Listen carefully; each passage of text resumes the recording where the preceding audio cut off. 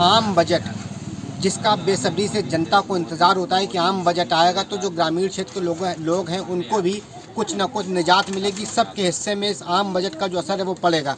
अब देखने वाली बात है कि क्या जो 1 तारीख को बजट आने वाला है उसको लेकर के कितने जो ग्रामीण क्षेत्र के जो लोग हैं जो कयास लगाए बैठे हैं, खास करके जो युवा वर्ग के लोग हैं उनको क्या मिल पाता है। ग्रामीण क्षेत्र के लोग हैं, क्या उनकी उम्मीदें हैं, उनसे बात करेंगे हम कि वो क्या चाहते हैं। युवा हैं, क्या कहेंगे?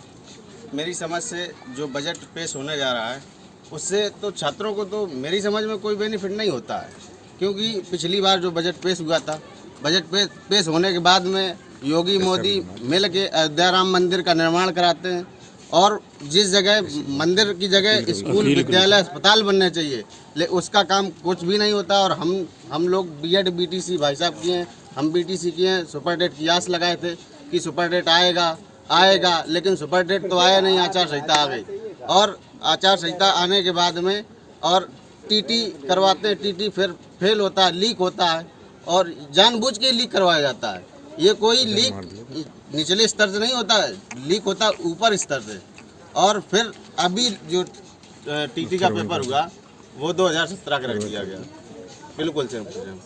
और हम लोग बहुत ज़्यादा ही परेशान, 5 साल हो गए लगभग भाई साहब जब से सरकार बनी है। बजट आने वाला है, 1 फरवरी को बजट जो है वित्त मंत्री जो है पेश करेंगी, तो कितनी उम्मीदें आपकी बजट से, क्या चाहते हैं आप अपने हक में कि जो जिससे बजट में कुछ एजुकेशन को लेकर कुछ मिले, तो जिससे आम जनता को कुछ फ़ायदा हो, आप युवा वर्ग के आपको कुछ फ़ायदा हो, आपकी जो है नौकरी लगे, क्या कहेंगे?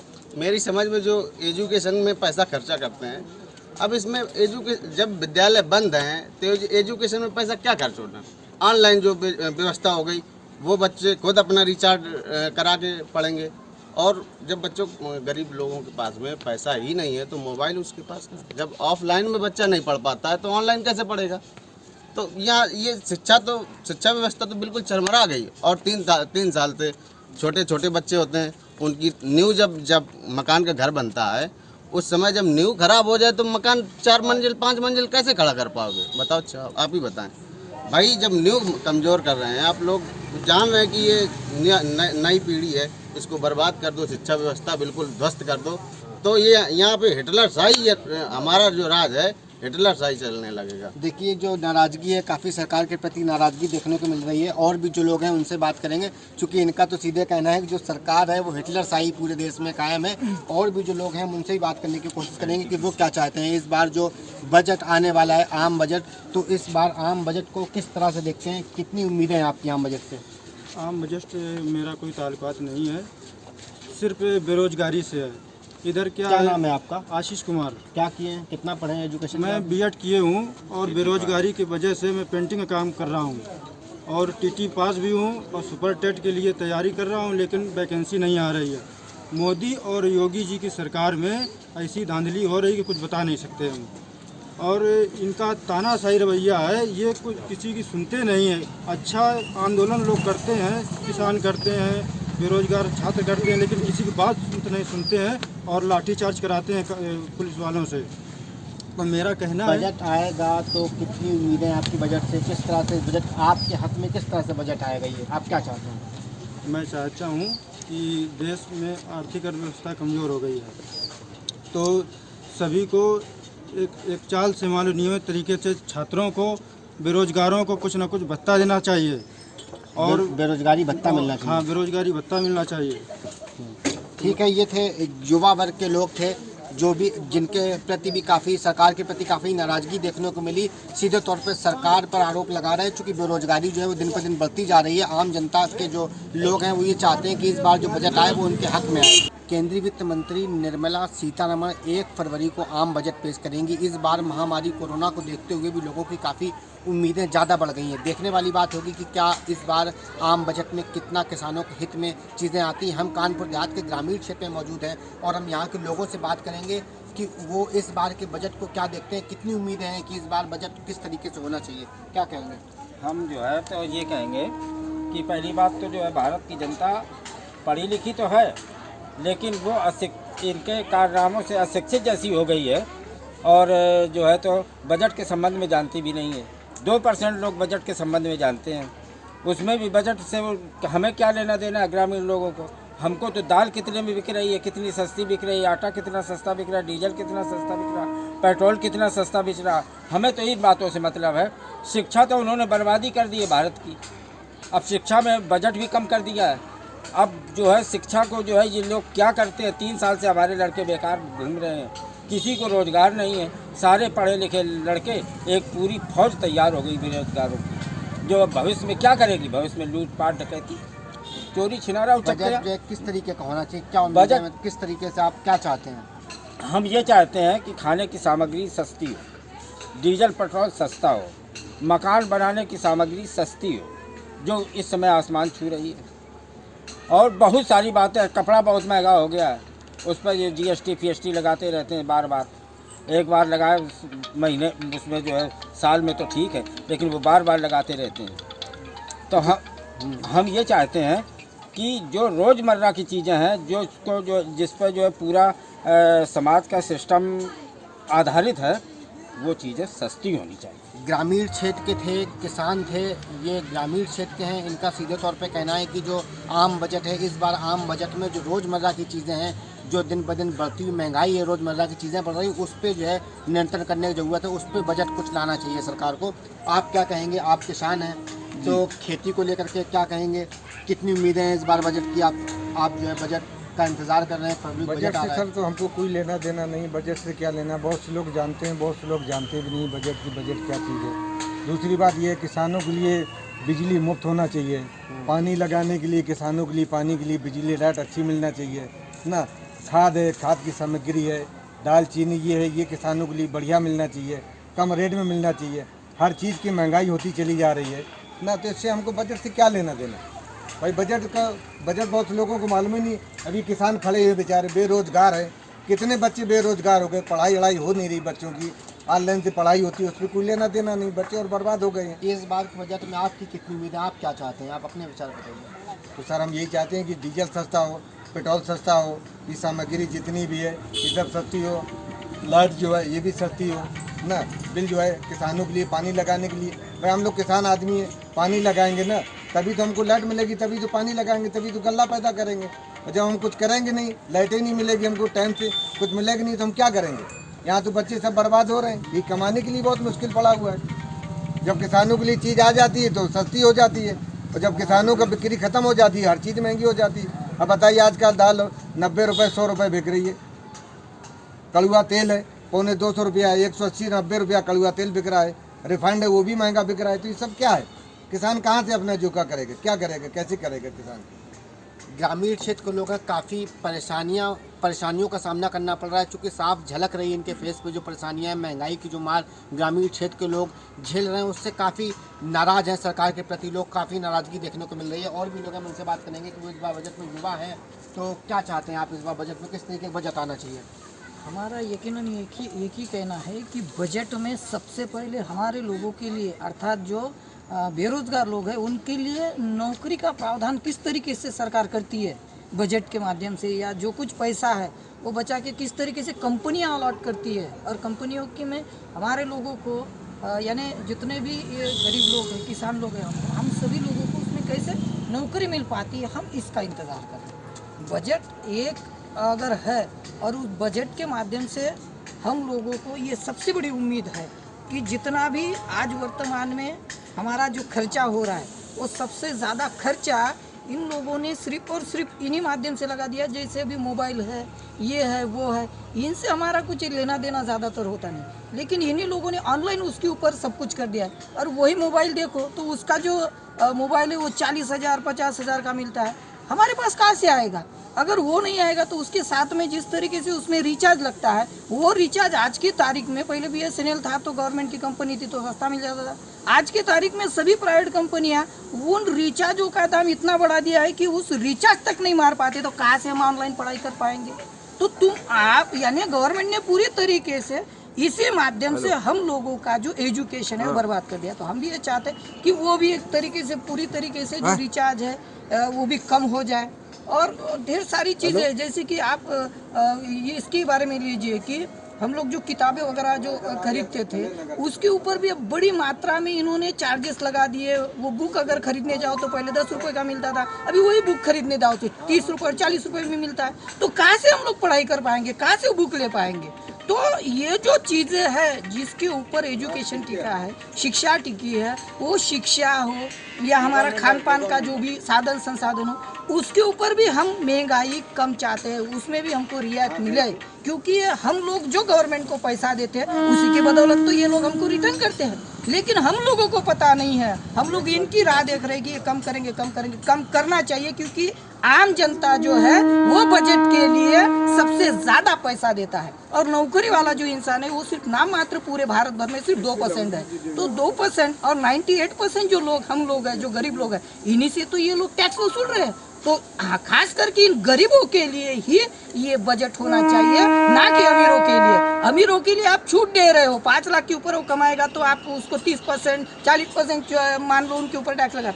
हम लोगों को ये चाहिए कि भाई हम लोग एक दिन का अगर पेट्रोल भी डाल रहे हैं, एक दिन का अगर 100 रुपए का पेट्रोल भी डाल रहे हैं तो इसके ऊपर गवर्नमेंट उसी के ऊपर 40 रुपए टैक्स ले रही है। चाहे सेल टैक्स हो, चाहे वो गवर्नमेंट का लोकल टैक्स एक्साइज ड्यूटी हो और लोकल टैक्स हो, सेंट्रल टैक्स हो, दोनों मिला के 40 रुपए ले रहे। तो कम से कम हम लोगों को वो 30 रुपए तो रिटर्न करे। वो पूरा का पूरा अगर वो टाटा अंबानी बाटा के लिए अगर बजट दे रहे हैं तो हमारे लिए गरीबों के लिए तो यही लोग सबसे ज्यादा सत्यानाश कर रहे हैं। यानी बजट के नाम पे सिर्फ और सिर्फ पैसा उन्हीं लोगों को बांट रहे हैं।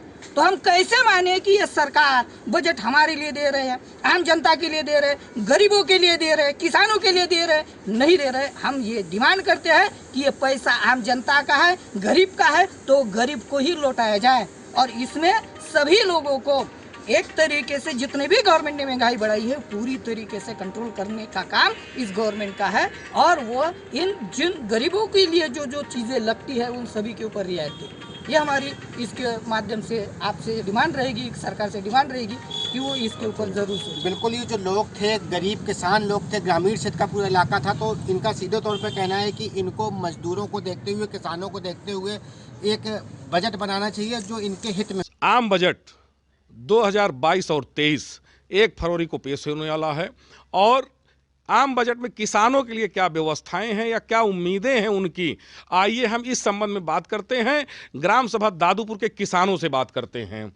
तो हमारे पास किसान सुल्तान सिंह बगल में बैठे हुए हैं, हम इनसे बात करते हैं कि क्या उम्मीदें हैं आपकी आम बजट में। आम बजट में जो है किसान सम्मान निधि बढ़ाया जाए, यूरिया खाद डीएपी सब्सिडी जो है और कम किया जाए, इस पे कानों पे मतलब बढ़ाई जाए, हमको और सब्सिडी मिले और डीजल पे सब्सिडी दी जाए, हमको डीजल सस्ता मिले ताकि हम लोग सिंचाई कायदे से कर सकें, धान की फसल कायदे से पैदा कर सकें। डीजल महंगा है, बिजली का बिल कम किया जाए, पावर कनेक्शन का।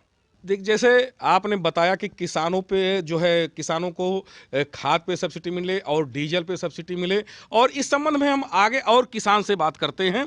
हमारे बगल में जानकी सिंह हैं जो किसान हैं और हम इनसे बात करते हैं कि बताइए कि आप क्या चाहती हैं जो आम बजट पेश होने वाला है 1 फरवरी को, इसमें क्या उम्मीदें हैं आपकी? अब हम लोगों को सुविधा दी जाए, पैसा जो मिलता है वो तो मिलता है, उस पैसे से कोई काम तो चलता नहीं है। 3 किस्त दी जाती है, किस्त तो हम लोगों को मिलती है, लेकिन उससे ज़्यादा तो सिंचाई में बिल, बिजली का बिल महंगा हो जाता है। जो हम लोग मशीन लगाए हैं उसका 800 से 1300 रुपये हो गया सिंचाई, तो हम लोग सिंचाई कैसे कर गए? खाद भी समय पर नहीं मिल पाती हम लोगों को, बीज भी खुद से लेना पड़ता है। कोई विशेष सुविधा हम लोगों को, हम सोच रहे हैं कि हमारे ग्राम सभा में ये सब सुविधा दी जाए। आपने देखा कि आपका कहना है कि बिजली जो किसानों के लिए जो पंप जो सिंचाई के लिए जो बिजली की व्यवस्था की गई है उसमें जो है छूट दी जाए और किसानों को वो मुफ्त दिया जाए, ये इनकी उम्मीदें हैं। और इस संबंध में हम आइए दूसरे किसान से बात करते हैं। हमारे पास एक किसान और हैं, तो आपका क्या नाम है? दुर्गा प्रसाद सिंह। तो जो ये आम बजट पेश होने वाला है इस पर क्या कहना है आपका? हमारे भाई लोग जो बता रहे हैं आपको, पावर कनेक्शन जो है वो बिल जो है बढ़ाया जा रहा है, उसको कम किया जाए। किसान परेशान हो जाता है, टाइम से खाद नहीं मिल पाती है, यूरिया डीएपी सबकी कीमत बढ़ गई है, इस पर सब्सिडी और दी जाए। यही सब परेशानी है, किसानों के लिए सुविधा मिलनी चाहिए। धन्यवाद। तो देखा, आपने कहा कि सब्सिडी आपको मिलना चाहिए और सब्सिडी, और इस संबंध में हम और आगे बात करते हैं। तो आपका क्या नाम है? मैं जितेंद्र सिंह, दादूपुर ग्राम सभा। किसान सम्मान निधि से जनता को बहुत फ़ायदा हुआ है। बिजली वाले पे सब्सिडी बढ़ानी चाहिए। किसान हर तरफ से खुशहाल रहता है, लेकिन समय समय प्राकृतिक मार के कारण थोड़ा परेशानी झेलनी पड़ती है। और किसान तो हमेशा झेलता है, लेकिन सरकारों को सब्सिडी बढ़ानी चाहिए। समय समय पे डीएपी और खाद का संतुलन सही होना चाहिए, जिससे आम बजट और आम किसान को लाभ होता दिखाई दे। तो आप ये बताइए, आम बजट 2023 और 22 और 23 पेश होने वाला है, 1 फरवरी को पेश हो रहा है। इस पर आपका क्या कहना, क्या उम्मीदें हैं आपकी? किसानों को ज़्यादा राहत मिलेगी। और तो क्या उम्मीद है कि जो ये 6,000 है ये दूना होगा कि क्या होगा, कैसे होगा? उम्मीद है 12,000 हो जाएगा। उम्मीद है 12,000 हो जाएगा। और पेट्रोल डीजल अगर महंगा हो रहा है तो उसमें कोई बहुत बड़ी बात नहीं है। हर एक चीज़ जिस हिसाब से महंगा है उस हिसाब से पेट्रोल भी महंगा है। जो सिंचाई के लिए पंपिंग सेट लगते हैं उसके बिजली की दर माफ़ होने चाहिए कि नहीं होने चाहिए? नहीं, उसको माफ़ होनी चाहिए। और किसान सम्मान निधि और बढ़े, इस तरीके से आम बजट में ये लोग किसान की उम्मीदें हैं। और कितना आम बजट में खरा, और इसी तरीके से 5 विधानसभा क्षेत्रों में जो है चुनाव भी है, उसके अनुसार भी क्या है हम जरा आपसे जानकारी चाहते हैं। आप जो है बताएं, क्या नाम है आपका? इम्तियाज अहमद जी। इम्तियाज जी, जरा बताएं कि जो ये किसान सम्मान निधि दिया जा रहा है 6,000 रुपये, इसको बढ़ाना चाहिए, क्या होना चाहिए? नहीं, बजट हो तो बढ़े, नहीं तो जो मिला था बहुत है भैया। और क्या आप उम्मीद करते हैं कि क्या आपको सब्सिडी के जो खाद और कृषि यंत्र मिलते हैं, इस पर क्या है? नहीं, ठीक है, जो मिला था ठीक है ना भैया। आप पूरी तरीके से संतुष्ट हैं। और हमारे पास एक युवा किसान आए हुए हैं, हम जरा उनसे बात करते हैं कि इनको जो है आम बजट 2022 और 23 में क्या है। आपका क्या नाम है? हमारा नाम सत्य प्रकाश सिंह है। अच्छा, सत्य प्रकाश जी, जरा ये बताइए कि जो आपको सम्मान निधि मिल रहा है 6,000 रुपये साल भर में, ये बढ़ना चाहिए, क्या होना चाहिए? महंगाई के हिसाब से अगर थोड़ा बढ़ जाए तो बेहतर है, बाकी तो अभी तो सुविधा जो मिल रही है उससे काम चल ही रहा है। और दूसरी चीज़ ये है कि जैसे बिजली और के बिल जो है किसानों के माफ़ होने चाहिए, क्या हो? अभी जैसे हमारे सीएम साहब ने कहा है कि 50% हम माफ़ कर देंगे। ये माफ़ हो जाए तो बढ़िया है, कहीं खाना पूर्ति बन के ना रह जाए तो ज़्यादा बेहतर है। बाकी बिजली अच्छी मिल रही है। पहले गांव में, हमारा घर तो गांव में है, पहले गांव में पंखा तो लगा होता था, लेकिन हम लोग पंखे के नीचे सोते नहीं थे, इसलिए कि कौन जाए, एक बार खटिया अगर बाहर निकाल लिया तो पंखे के पास कौन जाए। 2 घंटे के लिए बिजली आती थी, अभी हमको 18 से 20 घंटे बिजली मिलती है। तो सब्सिडी मिले कि बिजली मिले, ये बताइए।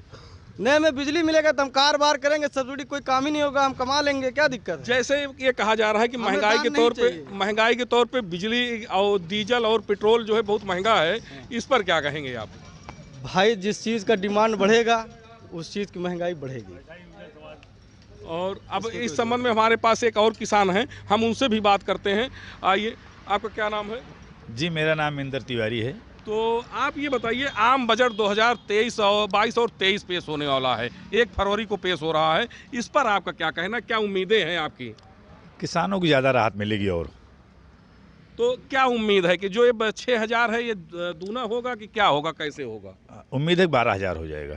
उम्मीद है 12,000 हो जाएगा। और पेट्रोल डीजल अगर महंगा हो रहा है तो उसमें कोई बहुत बड़ी बात नहीं है। हर एक चीज़ जिस हिसाब से महंगा है उस हिसाब से पेट्रोल भी महंगा है। जो सिंचाई के लिए पंपिंग सेट लगते हैं उसके बिजली की दर माफ़ होने चाहिए कि नहीं होने चाहिए? नहीं, उसको माफ़ होनी चाहिए। 2022-23 के बजट की तैयारियों में केंद्र सरकार जुटी हुई है। कुछ ही दिन बजट पास होने में रह गए हैं और इस बजट से खासी उम्मीद लगाए बैठे हैं किसान, क्योंकि पिछले 2 साल कोरोना की वजह से किसानों ने काफ़ी मार झेली और 3 कृषि कानून पास होने के बाद भी किसान काफ़ी लंबे समय तक धरने पर बैठे।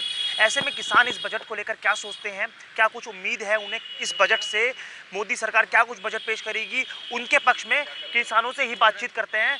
कि सर, सबसे पहले आपका नाम जानना चाहूँगा मैं। रोहित जाखड़। रोहित जी, बजट पेश होने वाला है, मात्र कुछ ही दिन रह गए हैं, क्या उम्मीद है इस बजट से कि सरकार किसानों के हित में क्या कुछ करेगी?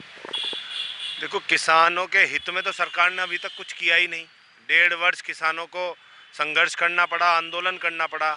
आंदोलन कृषि कानून की वापसी पे सहमति पे ख़त्म हुआ और उस सहमति के दौरान जो बातें चिन्हित की गई उन पे आज तक कोई ना बात हुई ना चर्चा हुई।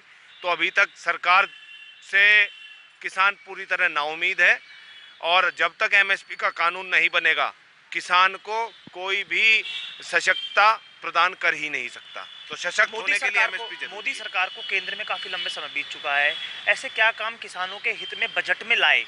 इसके अलावा क्या सोचते हो कि आप एमएसपी कानून की मांग लंबे समय से आप लोग कर रहे हो, इसके अलावा और क्या कुछ सुझाव आपने क्या कमेटी बनाकर केंद्र सरकार तक पहुंचाए?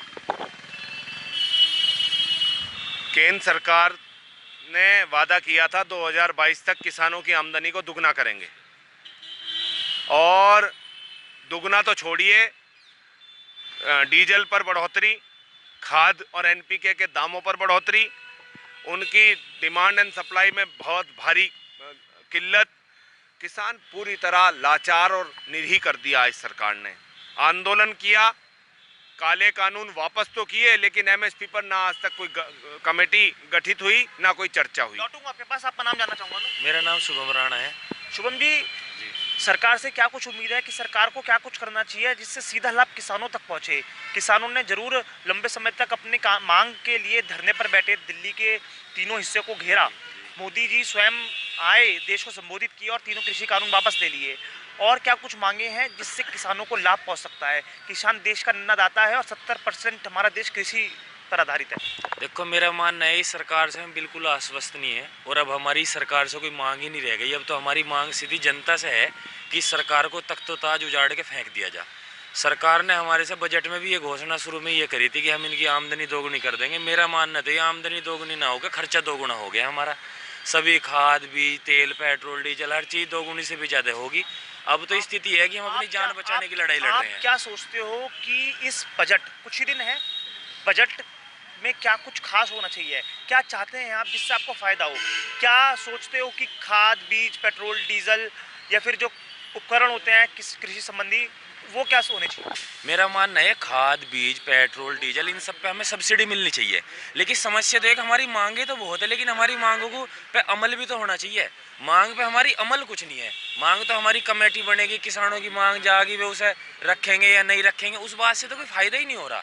हम आज मांग ऐसे नहीं माने, अगर हमारी मांग को माना जाता तो पिछले सरकारों से 10 साल मोदी सरकार को होने जा रहे हैं। 24 में, आगामी 24 में 10 साल हो जाएंगे। सरकार तो कहती है कि 70 सालों में सिर्फ देश लूटा, किसानों ने आत्महत्याएं की, लेकिन एक मोदी सरकार ऐसी है जिसमें किसानों के हित में सारे काम हुए, चाहे वो कल्याणकारी योजनाओं की बात हो या जो भी योजना सरकार लेके आई किसानों के हित में, चाहे वो लोन माफी हो, चाहे कुछ भी हो, उसमें किसानों को सीधा लाभ हुआ है। 70 साल में अगर कुछ ना होता तो मेरा मानना है कि पूरे देश में कृषि का इतना बड़ा इंफ्रास्ट्रक्चर खड़ा हुआ, मंत्रालय बने, सारी बिल्डिंगें बनी, पूरी चीज़ों में सुधार हुआ, हर चीज़ की नस्लों में, फसलों में सुधार हुआ, तो ये क्या हुआ? और इस सरकार ने तो जो 70 सालों में पूरा ढांचा बना, उस ढांचे को सेल करने का काम इस सरकार ने किया। आपके पास और भी लोगों से बातचीत करने की कोशिश करेंगे। बाबूजी, आपका नाम जानना चाहूँगा मैं। Satveer Dangi.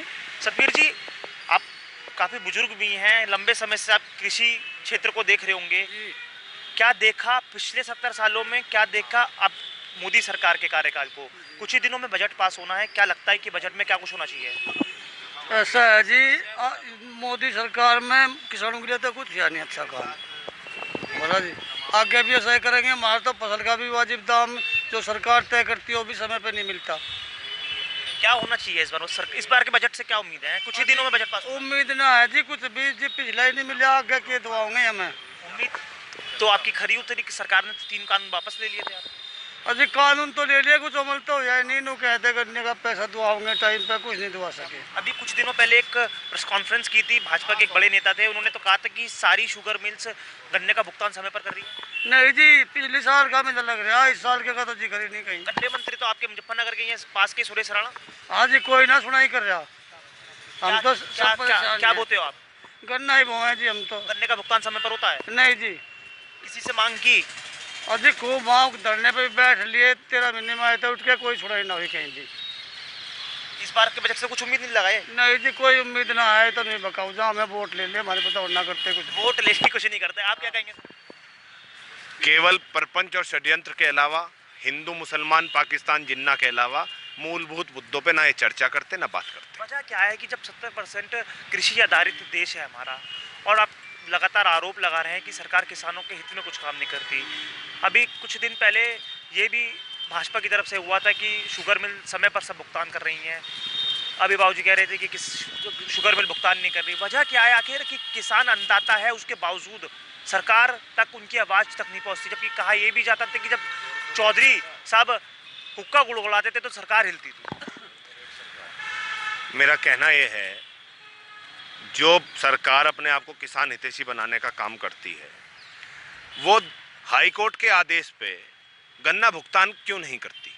High court contempt करती है उत्तर प्रदेश सरकार के केन कमिश्नर भुस्सर रेड्डी के खिलाफ, और उत्तर प्रदेश सरकार गन्ना मंत्री सुरेश राणा, जो अपने आप को बड़ा कृषि हितैषी बताता है, वो लोग सर्वोच्च न्यायालय चले जाते हैं उस पर रोक लगाने के लिए।